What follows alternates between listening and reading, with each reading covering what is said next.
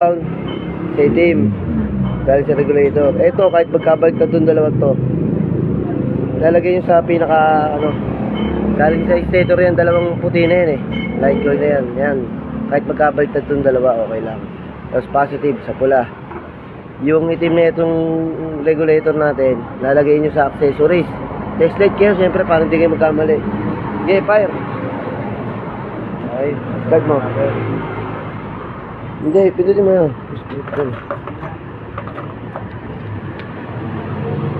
Okay. Start mo.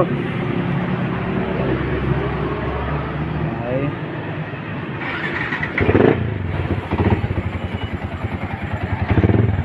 Ayan, 14 volts.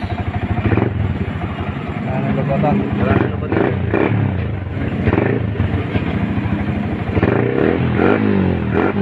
Ayan, nahinto tayo kanina kasi nilagyan nila ng relay dito sa accessories.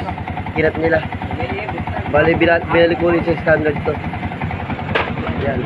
Okay na uli yung FI natin